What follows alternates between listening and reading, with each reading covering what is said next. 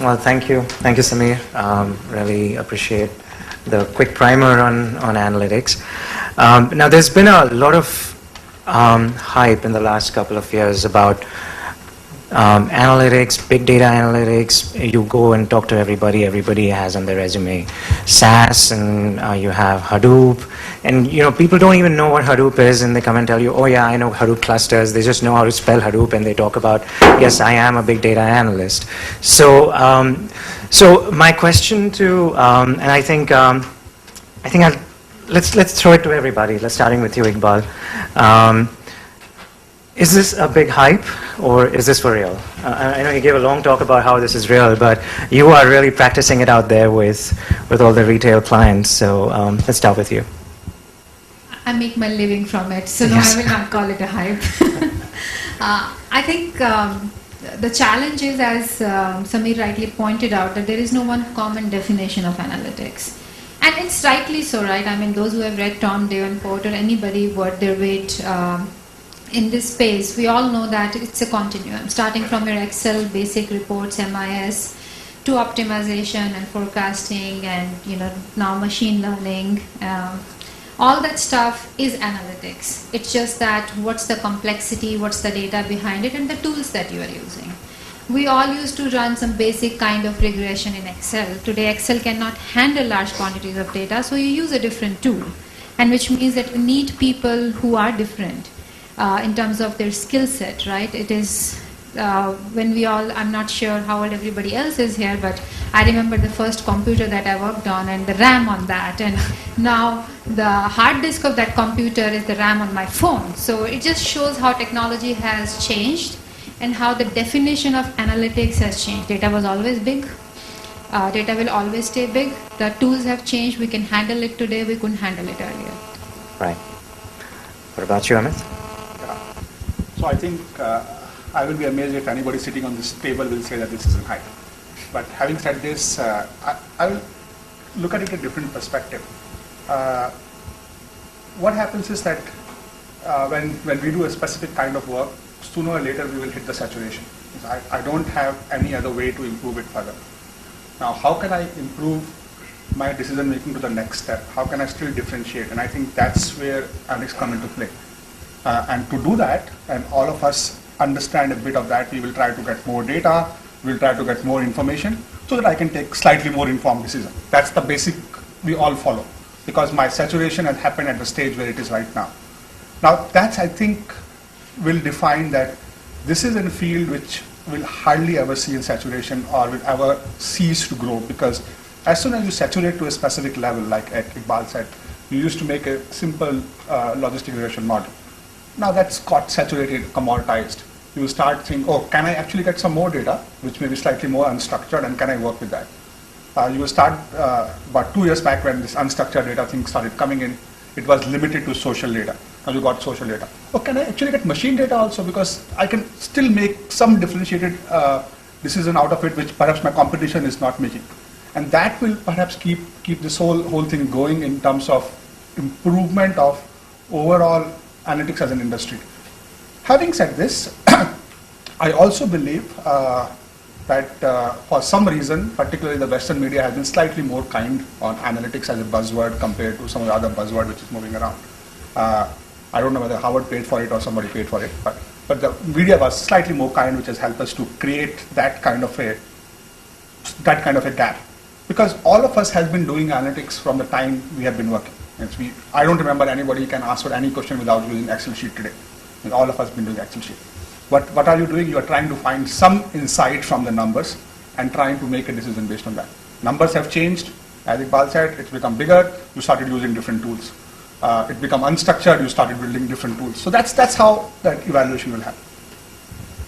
Thank you. Yeah, I know. I mean, there's a movie, Moneyball, that was all about analytics in sports, and MIT Sloan has a sports analytics conference. So you don't know whether it's a hype by Harvard Business Review or is it really happening. So let's give it to you, Sameer.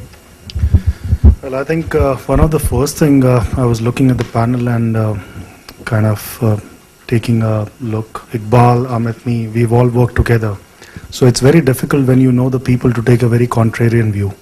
And that's a good job by Marticus, because professors are never controversial. So I'm assuming that the reply will be the same. But I think there are a couple of analogies, and I'll link to what Amit and Iqbal said, that if you look at the whole, what we say, the quantum of data, Delta Airlines, a single flight from Heathrow to, let's say, JFK generates about 10 terabyte of data. This was 10 years back about just 2 terabyte. Now, the volume, the quantum has gone up, but there is another analogy is that 50%, and this is a stated report, 50% of the big data projects are aborted. So on one side, there is immense appetite when you look at the quantum or whatever we say, 5V, 6Vs. We also don't know till what time the whole vocabulary of Vs will come down. But it's not about what we say the hype, and what we say in our own parlance is the big data zoo. Mahout, Cassandra, Python, these are all something what you find in a different place than kind of in analytics. But I think at the end of the day, it's all about what we say, not the usage of tools or the applications or the product. It's how about the customer is able to relate in terms of the final output. And this is where I link to what Amit said, that even if it's a small kind of an Excel sheet with 5 bullets and saying this is what is the final key takeaway from the project what we did under big data, and the client can be able to relate to that, it's perfectly fine. I think that's my 2 cents on this. Well, analytics is a set of methods, a class of methods which together are called analytics. Now, this set of tools, why is it that suddenly we are using a different phrase, analytics? Certain things have happened over the last 10 years. The computational power has grown and grown exponentially. Second, data availability has happened.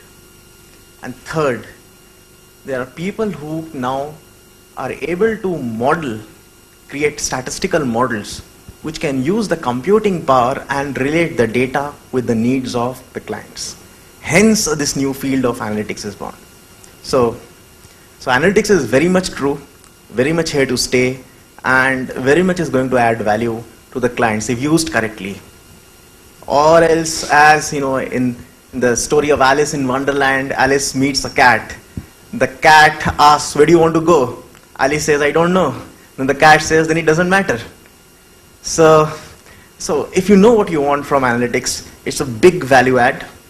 It's a big value add at all levels of the value chain. And the breathtaking speed at which new statistical models are coming up, the kind of publications which are happening in analytics journals is phenomenal. Now, new impact factor journals, impact factor as in number of citations.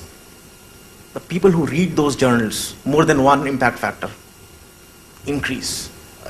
The growth of China is just not in manufacturing. The growth of China is also in publications. Much of it is happening in analytics. So analytics is here to stay. The class of models are continuously evolving, and this is an evolving science. Right. Thanks. Thank you. Now, I think the next question is to both Amit and Sameer. Starting with you, Amit. Let's hypothetically, I'm a retailer, and I have tons and tons of data. I have got last 20 years of data, and I just don't know what to do with it. I'm Alice in Wonderland. I don't know where to go with this. But I do know that analytics is going to give me the edge over everybody else, at least for some time. So how do I go about setting up a analytics-centric organization? Any words of wisdom on that? So I think it's a really interesting question, and my personal 2 cents are that's where we actually go wrong. Because we actually say that I have data, let me figure out what this data is going to tell me. It's not literally that way. I think Sameer put it fairly well. If I don't know which problem I'm trying to solve, I don't know with the heap of data which data I need to go and pull out. I don't know what decision I'm going to make. So the focal point here is the decision which you need to make. Predominantly, we talked about, Sameer in his keynote talked about talent and talent not being available. There's no shortage of talent which can play with the data. There's a huge shortage of talent which can actually meaningfully play with the data. And the underlying word is the meaningful.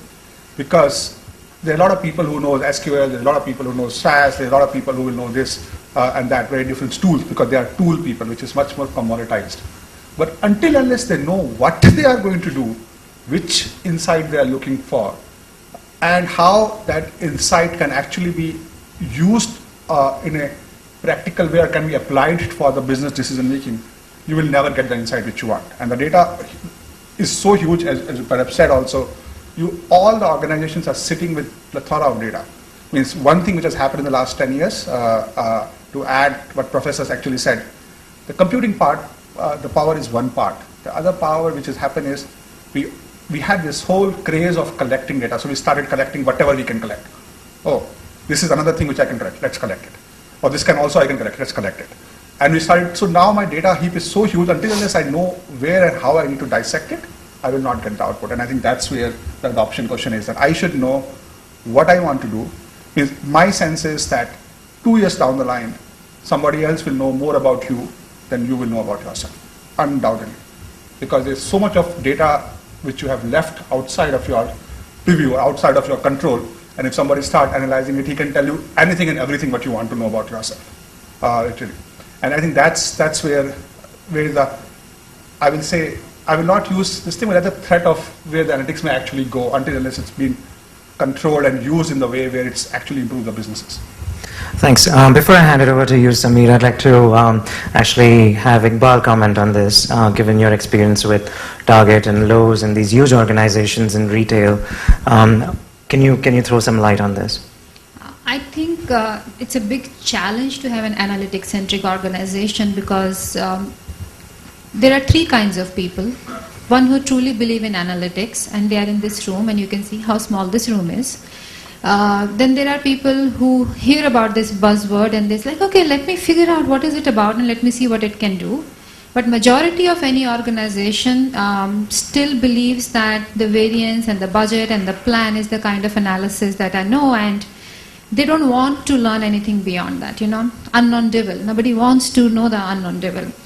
And what I have struggled with, yes, there is a lot of data challenges there in the sense that the quality isn't great. If you want 100 variables, you have 20. If you want 10, you have only 9.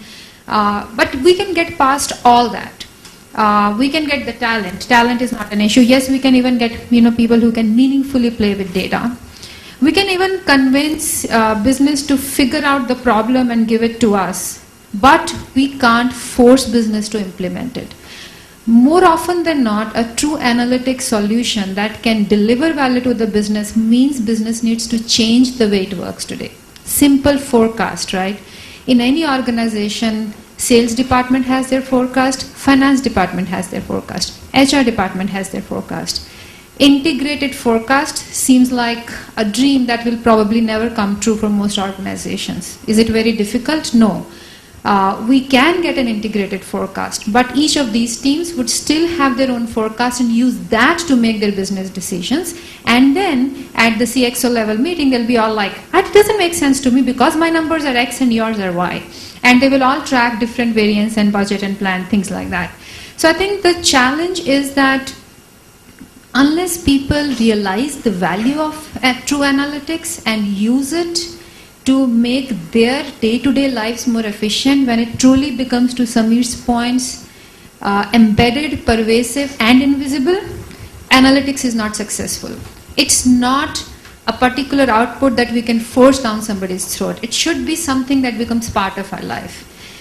20 years back, people didn't imagine that, computers would become such an important part of everybody's life. We still used to work on paper. 10 years back, nobody knew that you can work without a computer and a small piece of device will have everything that you need.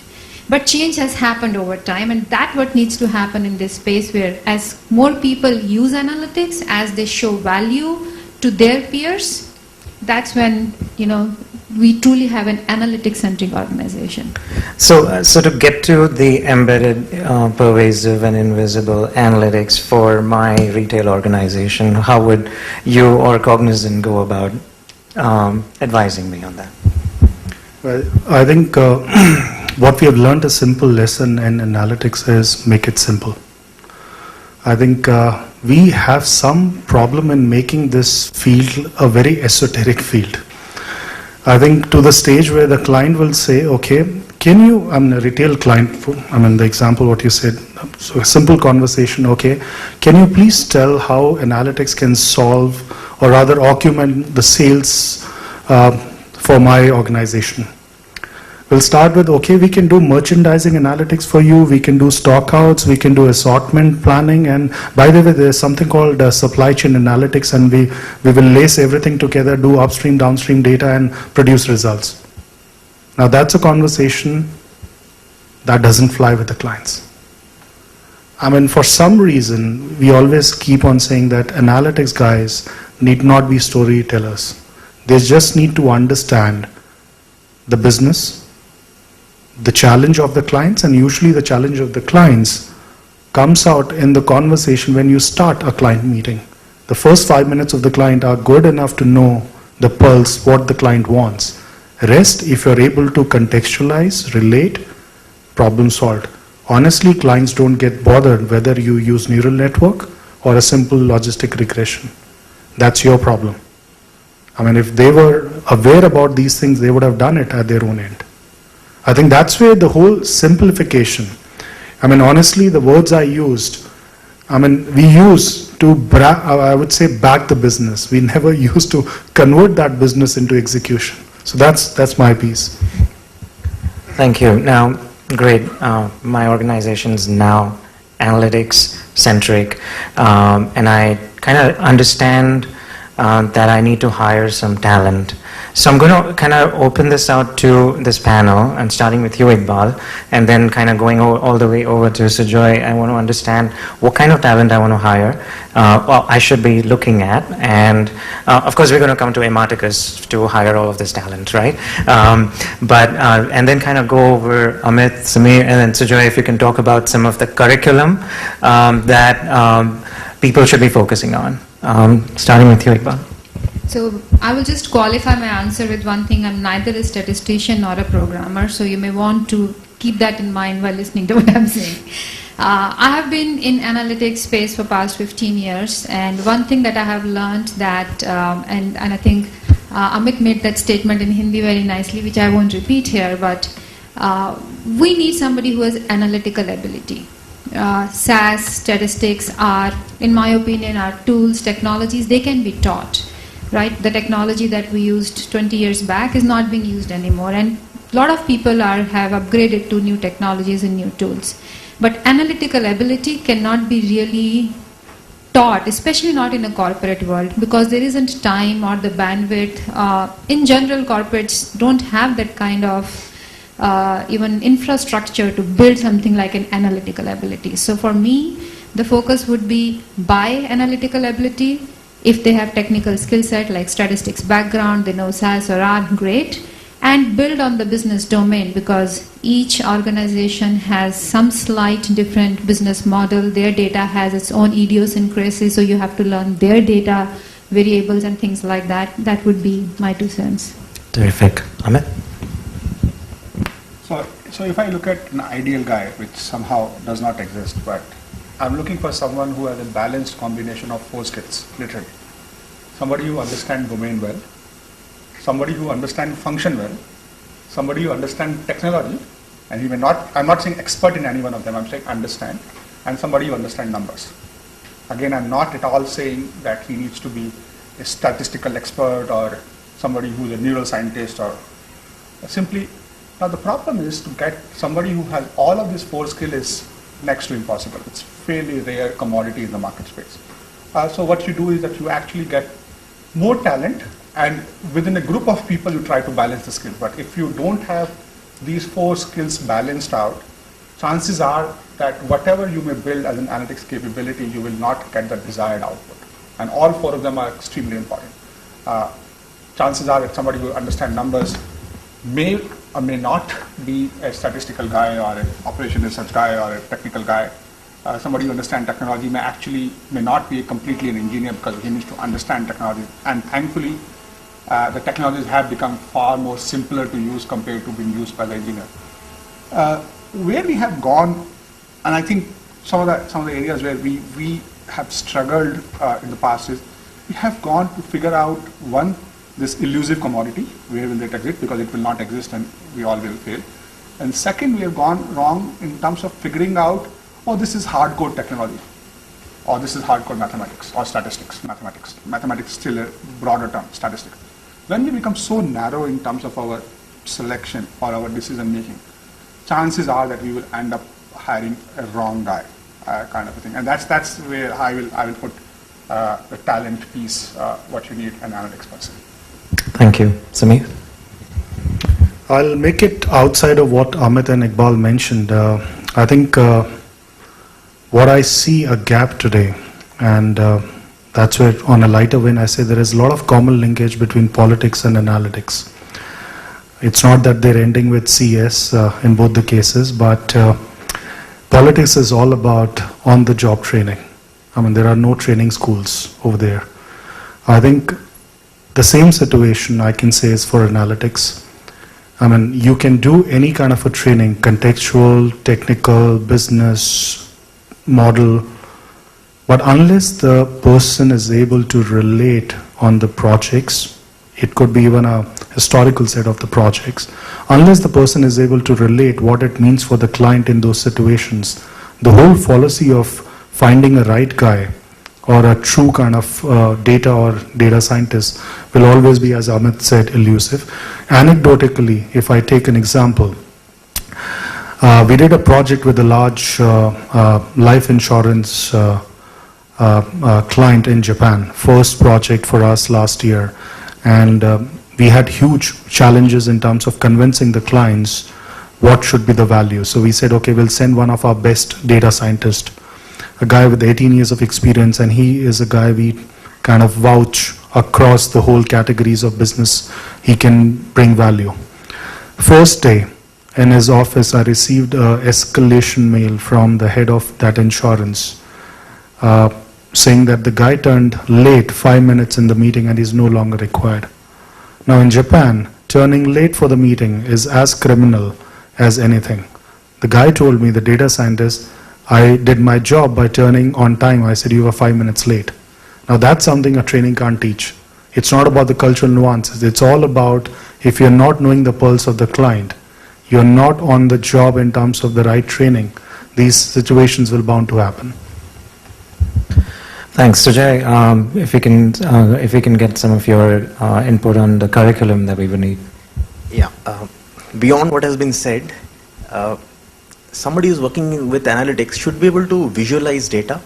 Somebody who is willing to dirty his or her hands with the data, somebody who is willing to explore the data, look at the possibilities which are there in the data, and try to find out that data which is not there, beyond the 4 skills which have been talked about.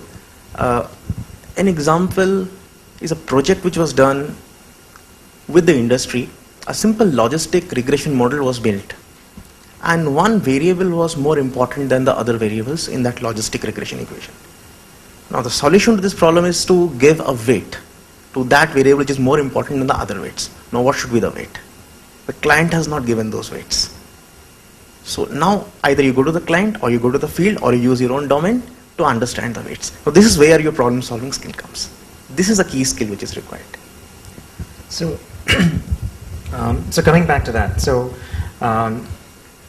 obviously this requires a lot of, as you mentioned, domain expertise and kind of going deep into whether it's in the insurance sector, whether it's the retail sector, what kind of weights need to be placed onto certain parameters and what kind of models you need to run. Are we today in a position to, are we building this talent? Or are we in a position to build this talent? Or are we there? Or are we already there yet? Or will we get there sometime? Or will we not get there at all? Whatever the level of technology or the statistical modeling which is there in the journals, always we are dealing with incomplete data. Data is never complete. So we have to make some assumptions and then fill in those gaps and then handle the model. Now this calls for problem solving skills, which is the key skill in analytics. So coming to this point, especially when you're dealing with the kind of analytics that get kind of given over to consultants or even to people who are going through or graduating from colleges into entry-level positions. I doubt if they have the ability or the sort of freedom to use assumptions to come up with certain to kind of complete the data set or complete the model. So in that case, how would someone who's graduating from IIT Kharagpur kind of deal with this? Right. The curriculum would have a lot of projects. Projects would have real-time data from the clients, which are obviously masked because we have an ND. Now these masked data, as I told earlier, are not complete, and the client has told this is the kind of a decision the client needs. Now the student working in a group, say 2 or 3, they are required to handle those problems with incomplete data. Solving these problems and going and telling that story as was talked about. Tell the story. Telling the story, understanding the client's needs, empathizing with the client, that really helps the students to be able to perform from day one.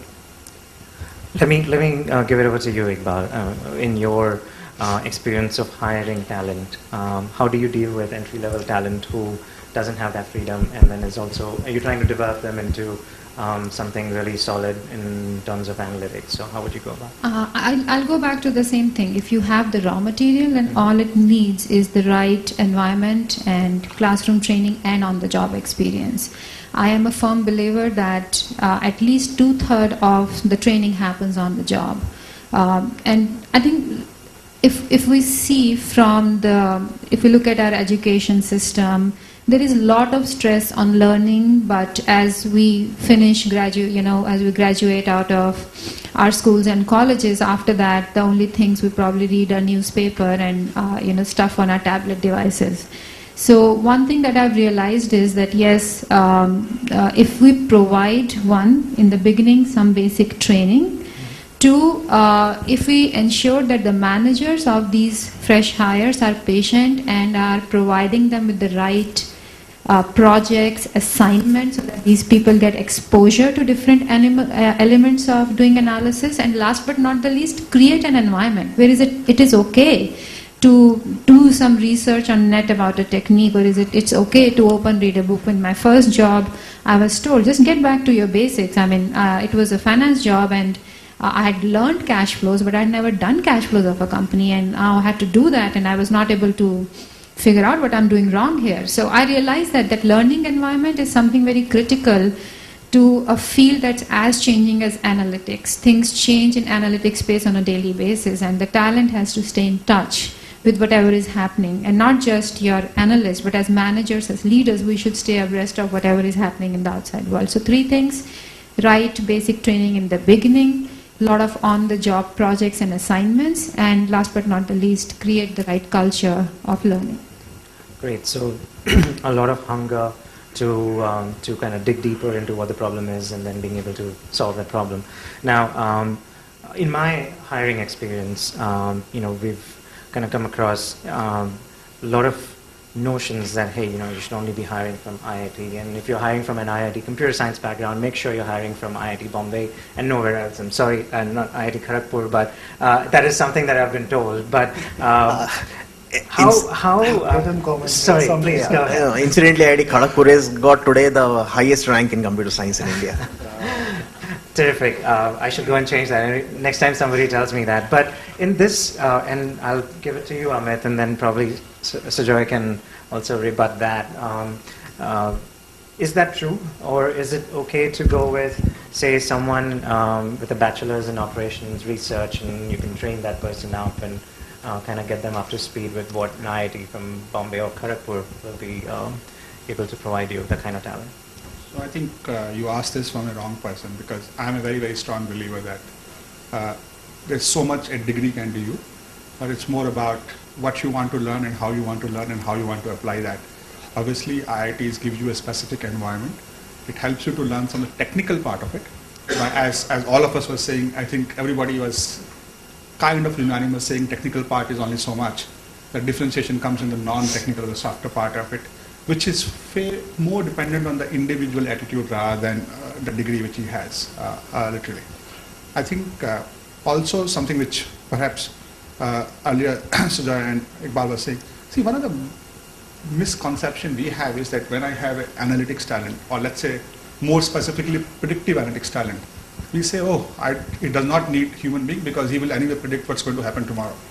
Now, if he's going to predict what's going to happen tomorrow, then he should be God, not a data scientist. Very simple. It can't happen because you can never get a 100% probability of any kind of a prediction which you're going to make. That's very rare. You can be quite close, and the level of closeness will depend on how much he knows technically, as well as what Sujay said, what you said, how much hunger he has to figure out, to gap that 1 or 2% which he does not know, how much he will try to get more data, more information to cover that gap.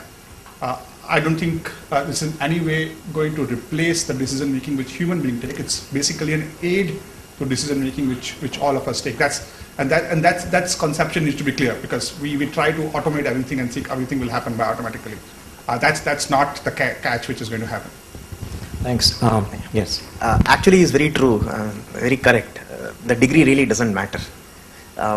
I had an ex-colleague of mine, and he worked his life in US at the time when data analytics was emerging, big time in US. His boss was an English graduate. Fine. And that boss of his, she was one of the most brilliant minds in that field in the country. So the degree really doesn't matter. Just to add to what Sujay said, there are 3 people sitting on the panel. I don't know about Sujay. Sameer I know well, Iqbal I know, myself. They are all management guys, done some marketing or some finance functions rather than doing statistics or operation research in our past life.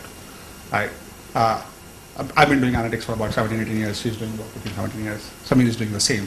4 of us. That makes 4 of us. 4 of us. So I think it's more about trying to figure out how you want to solve this problem and how much intuitiveness you have, and also along with that hunger and patience you have to find the solution, which will decide whether you will be successful or not. Techniques definitely useful, but it's easy to learn. The attitude is difficult to learn. Great.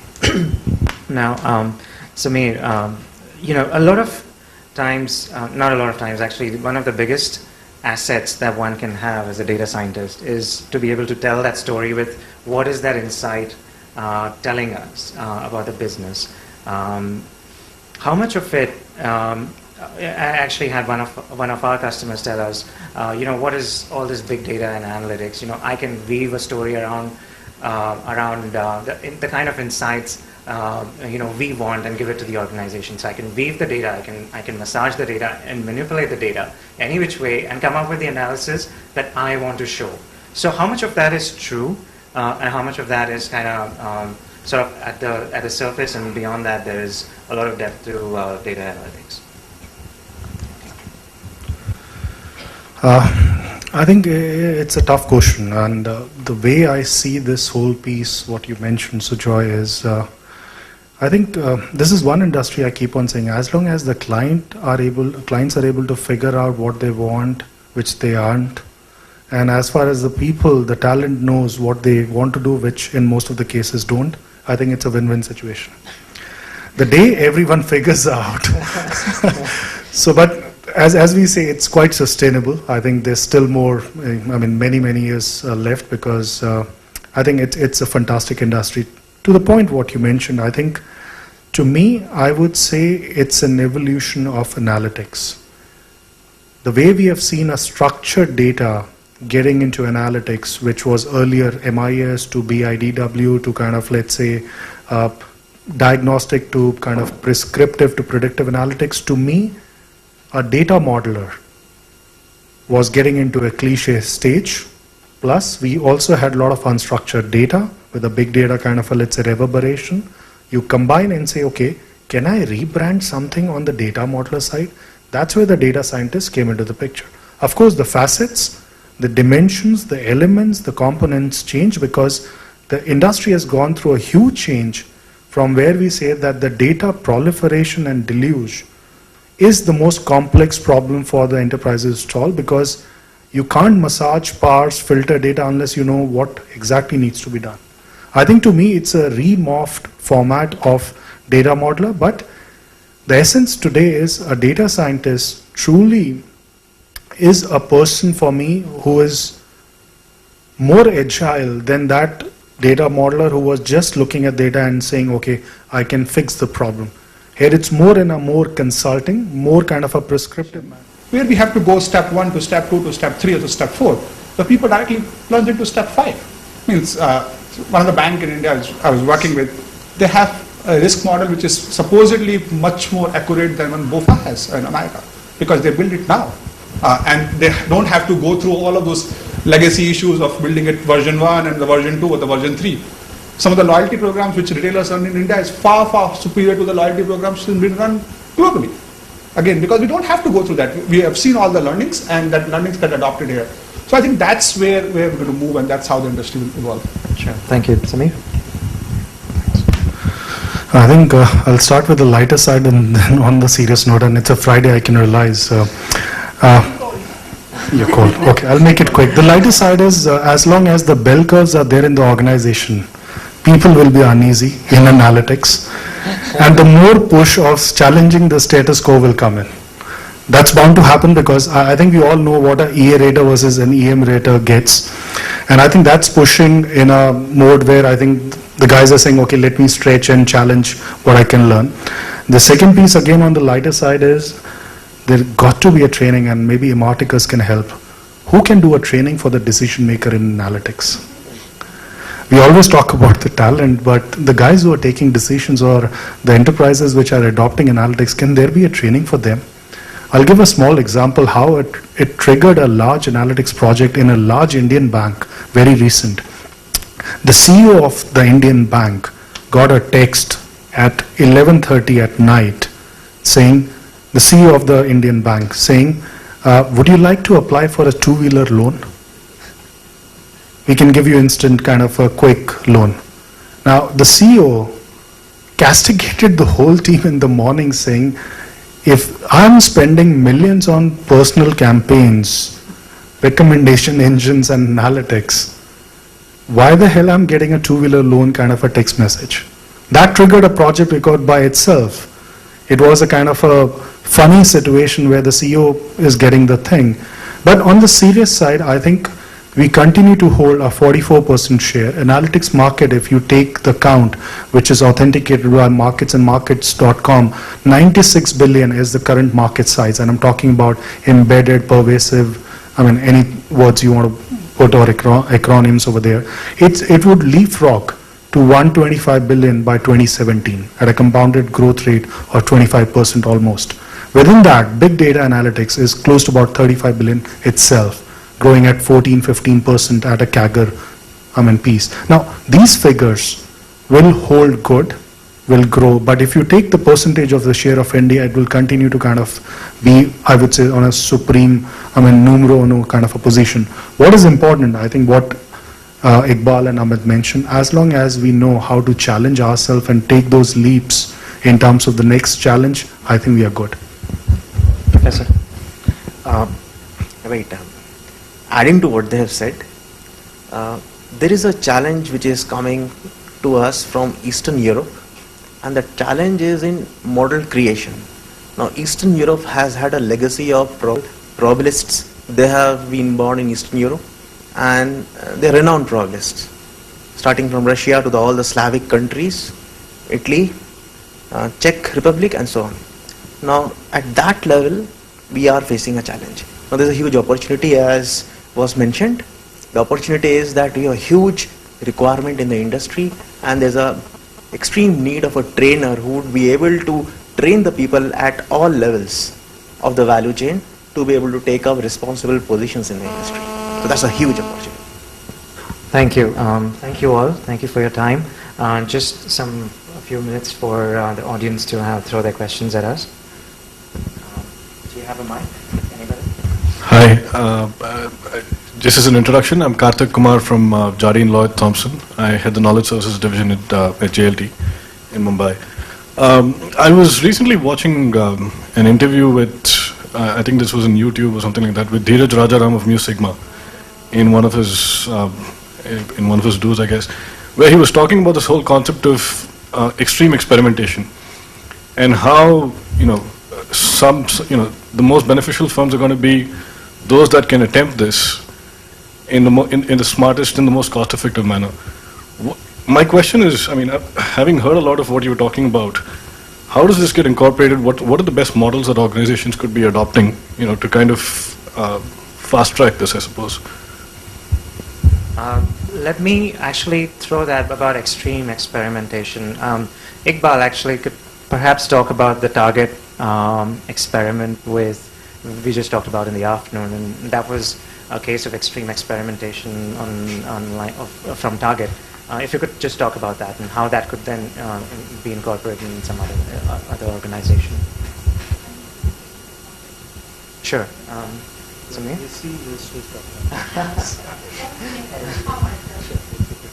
And we usually share banters. That's a good part of knowing each other.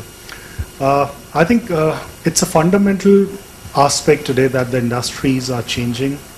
I think in a way which was not thought few years back. Take the example of Netflix, the whole piece of entertainment industry, Airbnb on the hotel side, taxi aggregators like Uber. Now, as long as these models keeps changing, the whole, I would say, undercurrents of social, mobile, analytics, cloud, IoT will also come in. And maybe the digital piece, which is an overarching layer. Now, can we say that, can we form or conceptualize the best practices around these models? I don't think so. The industries today are living, as we say, the whole VUCA kind of a, let's say, factor. There is no set best practices available which can actually say, okay, this is how you should go about adopting these things. A classic case, in spite of 10, 15 years in the industry, with all due regards, analytics does not have a standard model definition. And that's the reason, to the question what you asked, I think we will be living into this, we'll be coming out with those new models, strategic pieces, how to kind of create. I think the beauty will lie that there'll be new monetization opportunities which will emerge. I think for me, I don't know whether I will use the word extreme experimentation, but analytics as a stream, it's pretty new for us. When I'm saying new, yes, statistics has been around for years. I mean, the theories that we use have been around for far longer than most of us in this room. But analytics as a science has not really fully evolved till now, primarily because we have till now not figured out how to use the entire data that's available to us. We always take whatever bite we can take, and we chew on that, and whatever flavor we get out of that, we are okay with that till we figure out, okay, now I can take a bigger bite and chew more and look at more things. So the big data, the Hadoop, they are just ways, as Professor Sujoy said, we have more computational power. And till the time things are not stable, till the time everything around us is evolving, everything will remain an experiment. To the extent everything is still a probability. When you are predicting something, you do forecasts just to prove them wrong. If you have high loss forecast, you say, oh, I can't accept it, do something to reduce losses. If you have a low sales forecast, you want to do something to increase sales. At the end of it, analytics is all about using innovative ways to inform the business decision, and that's half the fun of it. I mean, otherwise it will be just as boring as doing a balance sheet analysis. No pun intended here. I've done that quite a few years myself. So I would say that yes, experimentation is important, simply because we probably have not even scratched 1% of analytics. Sure, thank you. I'd actually like to just personally talk about that. It was extreme experimentation by President Obama's team in 2012 that won him the election. I'm not sure if too many people know, but they used every form of data that was available on every single individual in the country and the difference between the two sides was Romney had 3 data scientists, Obama had 58 data scientists working for him. And eventually, the results were there to see, but for everyone, but they ran 150 to 160 simulations every single night with every new data point to see what was that data point going to do to the election in every single state. So, did they predict the fate of his second term also through I'm sure they already have.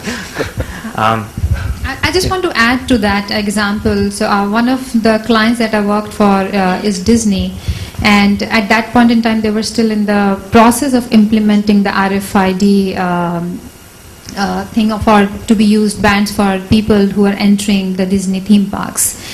The amount of data that they are collecting through it is mind-blowing. There is so much that can be done from it. So for instance, you can figure out what is the route different kind of people take through the theme park. What is their preference of the rides, where they stand in the merchandise store, in Disney merchandise store, in front of which aisle or which particular item would they spent more time deciding, and which particular item they picked up really fast, how much time they spent in each queue, which restaurant they exactly spent, and so imagine the data that is there. And to Amit's point, Disney would definitely know more about these people once it analyzes the data, and that's the experimentation part, because the better we know our customer, the better we know our supplier, the better we know our end user, we can just ensure that we have just the right product, just the right solution, and we can continue to keep our customer engaged with us. And that's another reason for continuously experimenting. Thank you. Thank you. And actually, to add to your point, is they've been able to innovate the experience. So what happens is you can go put your wristband tag and then walk away without having to stand in the queue, right? And then based on the number of people who keep coming, when your turn comes up, you'll get an alert telling you that, okay, in the next 5 minutes you can go back and take your ride. So that itself is on the innovation side, and they're using analytics to enable that. Correct. Anybody else? Analytics. So I have two questions, in fact, one from Sameer. Sameer, everybody is talking about this big data, and there is a lot of hype around that, and I do believe that there is no end to this data explosion. So I was quite interested in knowing when you mentioned data economy in your presentation. So I would like you to deliberate something around that, because there is a huge sea of data.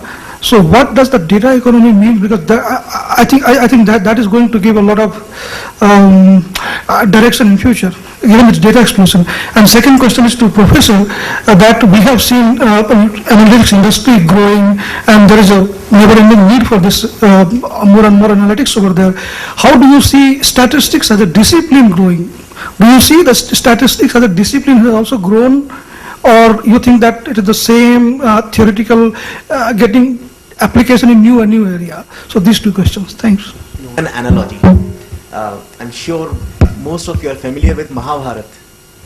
Right. Now the condition for Mahabharata In the mythological series? in the mythology, no, yeah, the text of Mahabharata.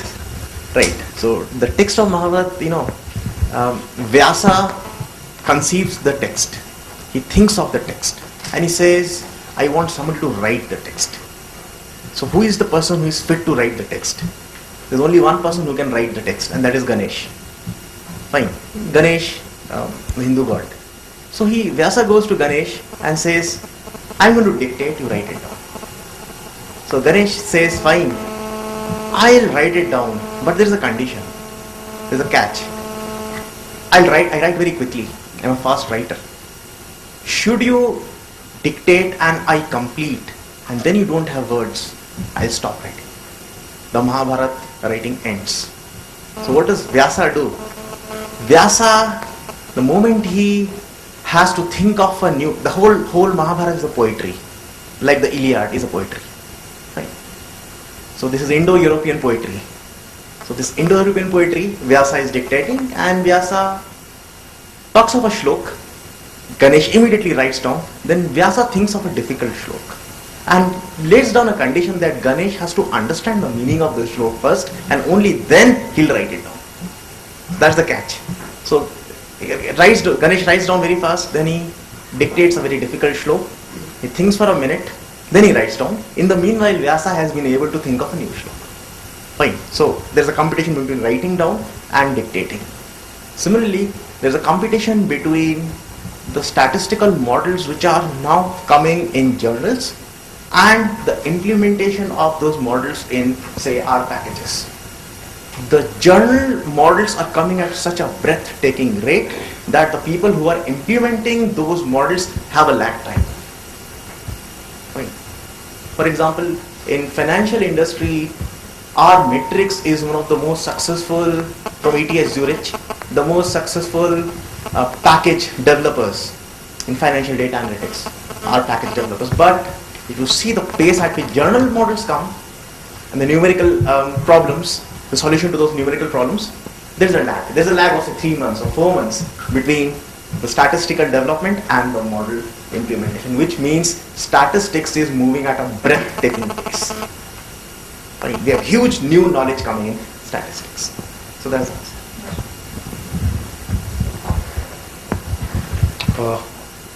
I think it's I'll make it quick on the data economy side.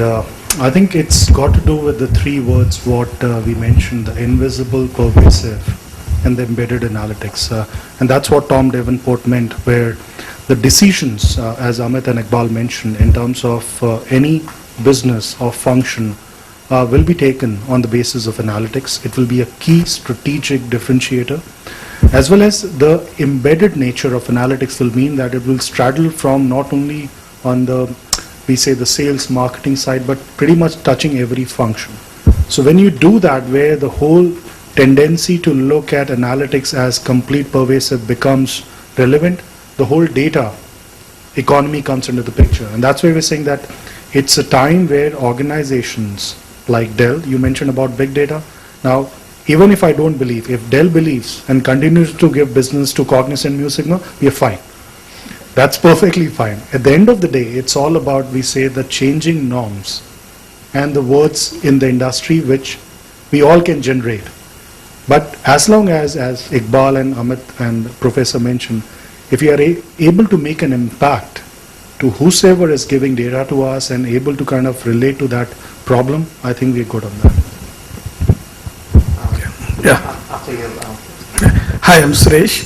So I will just go to a little lower down the ladder of analytics, because I have been a product manager with SAP Astral Business Objects have been. So I still see a lot of customers talking about business intelligence. So I know business analytics is still a hype. When I talk to customers who already have BI, so they want me to understand what is it I'm going to get extra out of it. And in this whole 100 billion market, what you're saying, how much still you see BI market? Amit, do you have any words on that? So I think there are 2 parts to it. Analytics, or the business analytics, is in a way evolution of what BI used to do. So BI was, let's say, past generation. Analytics is the current generation. Maybe more prescriptive analytics will become the future generation. And that's how the industry is evolving, right? I don't have the exact number of how much is the BI, but purely from numbers perspective or the dollar value perspective, BI market is still far bigger than the overall analytics market or advanced analytics market, as we call it. Having said this, the growth rate of the 2 markets are very different. So the BI market is not growing that much because it's yesterday's thing. The advanced analytics market is supposedly growing much faster than the BI market because they're. Also, you need to look at your clients, right? Clients have a different level of intelligence. There are a large number of clients that still don't know or they don't have a BI system. So obviously, some of them will actually go in a sequential manner, some of them will leapfrog, some of them will try out some different experiments, but literally is BI market going to die? Not in the near future. But will it change its shape and size? The tools will change? Answer is perhaps yes. And I'm sure you work with BO, so you know that overall contribution or the market share of different tools are changing very rapidly. Sameer, would you like to comment on that real quick? Well, I think market-wise, if you look, what I meant was complete analytics. It's got nothing to do with BIDW. We're talking about a $1.4 trillion US dollar spend, which happens in IT. That's the whole large ecosystem of budgets we're talking, and this is all aggregated on global basis. Out of that, we're talking about just 100 billion for analytics. The BIDW market per se is close to about 580, 590 change. So there is a huge 5 times kind of a, let's say, jump they've seen. But as Amit rightly pointed out, I think it's time where the micro strategies, the Informaticas, the Pegas of the world changed to kind of what SAP did through HANA. I mean, they went through also that kind of a challenge, but I think most of them are doing. At some stage it will happen. The whole convergence to us will shift, and maybe at that point of time, no one knows analytics will be at what stage, but it's a continuous evolution. Thank you. Yes, please. For the people analytics in DB, Deutsche Bank. First want to compliment the panel, excellent discussions and really insightful. The question to the panel is the pace of analytics keeping in line with the pace of data generation? I mean, we talked about analytics hype, we've talked about terabytes of data being generated in a flight, and so on and so forth. I mean, is it catching up? Is it slowing down? There's huge amount of course, we all say there's huge amount of data getting generated. But where are the two curves headed towards? Iqbal? Yeah, I think there are two ways of looking at it. When we say, can we analyze all the data that is being generated? Probably yes. We have organizations like NASA analyzing huge quantities of data because they have a use for it. But when we look at our day-to-day businesses, a lot of important decisions are taken using very, very basic information and probably very little insight into what the past has been. The second challenge that we use today relies very heavily on, and rightly so, on what has been the past. But if you see, the last few years are not really have not been very stable, and as a result don't give very good predictions as well. So I would say that in terms of techniques, that we, keeping the technology piece aside, keeping the Hadoop and the Pythons aside, in terms of the pure mathematical techniques, we probably have not evolved in using a lot of new ones, simply because there is a lot of basic analytics or a lot of low-hanging fruits that still need to be reaped before we can move on to something next. So a lot of organizations that I have consulted for, worked with, they just need to get their basics right even before we can do higher end of what we know as today's predictive analytics.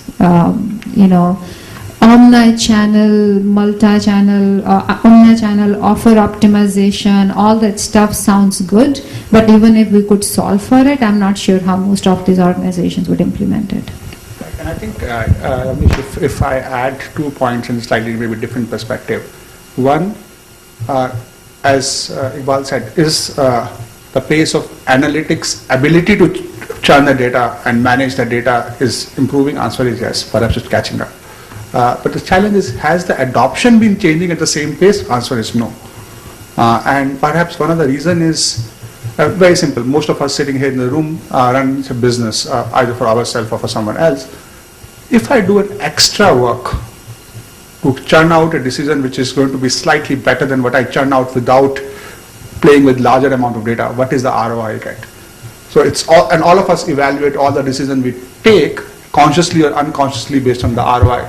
So what may happen is today, as Iqbal said, some of the decisions we take with very, very basic analytics, because we have been doing it like that.